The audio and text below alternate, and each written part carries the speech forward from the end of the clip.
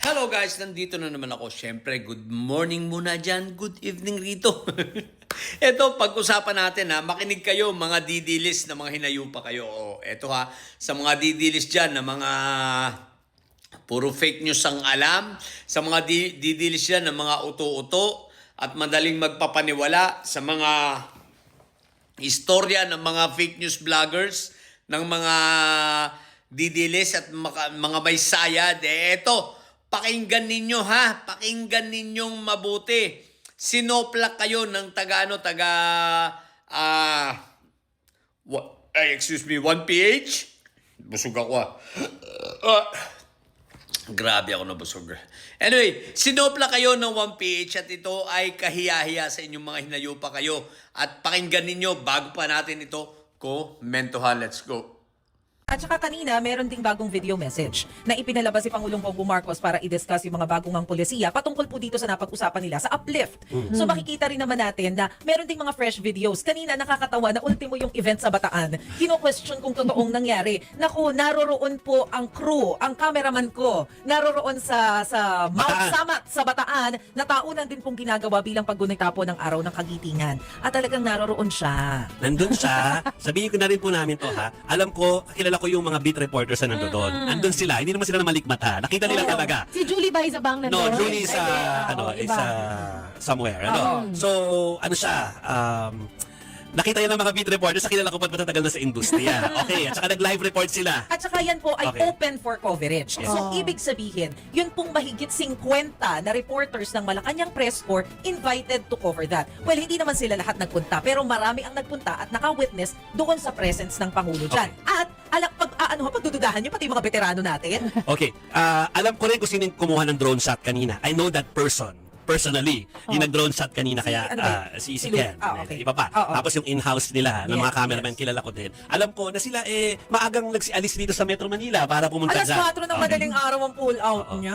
So parang yun po, nangyari po talaga, ina-assure namin. Again, sinasabi namin, ang point po dito ay dahil ang programa namin ay sa totoo lang ang title ng STL. Ang point namin ay pinaglalaban namin na pag may fake o hindi totoong balita, ililinaw namin kahit sino pa nakaupo dyan. So hindi to about the president. Kahit siguro mangyari yan sa pinakamaliit na ahensya like sa PAO siguro o kaya ay sa Sandigan Bayan o kaya sa mga tanggapan po sa Quezon City, itatama pa rin namin kung mali Yes. yung Dapat. balita. Oo, kasi Okay. trabaho natin 'yun bilang miyembro ng media. At saka sabi nga po natin 'di ba? Naiintindihan natin na yung mga nagpapakalat din naman ng mga maling balita, may kanya-kanyang agenda. Pero utang na loob yung agenda nyo, wag niyo na kaming idamay. Wag na rin kayong magloko kung manloko ng ibang tao. Kung gusto niyo i-push yung agenda nyo, mano ba namang magsabi na lang kayo ng totoo nang sa gayon ay makakuha rin kayo ng suporta. Yes, yes. Oo, at saka kasi nakakalungkot at the same time, na-amaze ako na ultimo yung mga taong edukado. Nagugulat ako na pag binasa mo din yung mga komento nila, naniniwala sila dun sa mga fake news. Mas O yan, si Maricel Halilina, tsaka itong si,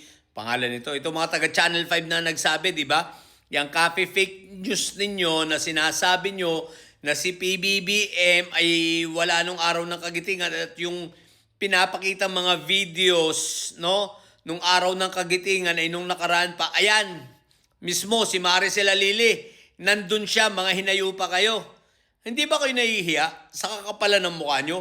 O sadyang talagang, alam namin na bobo na kayo eh. Alam mo yun, given na yun eh. Alam namin bobo kayo, pero hindi namin akalain na ganyan kayo kabobo.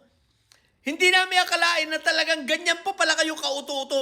Alam niyo yun, kung merong ang level nyo ng pagkabobo ay sobra-sobrang bobo talaga, no? Sapagkat, katulad, manang-mana kayo kay Sayad, no? Si Sayad, talagang may Sayad, no? At ang speech, siyempre, pare-parehas lang. Hindi nung kaya mag-isip si Sayad, kagaya ninyo, na mga inayo pa kayo. Ayan, sasabihin ninyo na ang Pangulo hindi totoo na nandun at ang sinasabi ninyo, clone-clone. Ang kalukuhan nyo yan, mga hinayo pa kayo, sadyang bobo lang kayo, tsaka tatanga-tanga. Di ba? Palibasa, mga hindi nyo tinapos ang pagkikinder ninyo, mga hinayo pa kayo. Di ba? Sa bagay, hindi naman lahat ng hindi nakapagtapos. Katulad din yung mga bobo, marami naman dyan matatalino pa rin kahit hindi nakapagtapos. Yung iba nga, hindi nakapag-aral pero matatalino. May utak, hindi kagaya ninyo.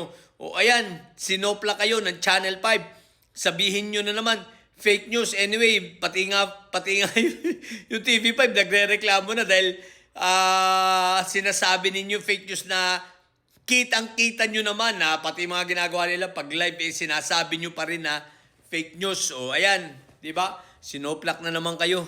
Tatanga-tanga talaga kayo. Basta didilis, mga may sayad ang hinayupak na yan. Yun lang. Sa mga bobong didilis dyan, ina nyo. Tatay nyo ay preso. Ang BP nyo ay bobo. Matili kayo mga bobo at may side. Sapat ang may side, laging high blood. Bye na nyo.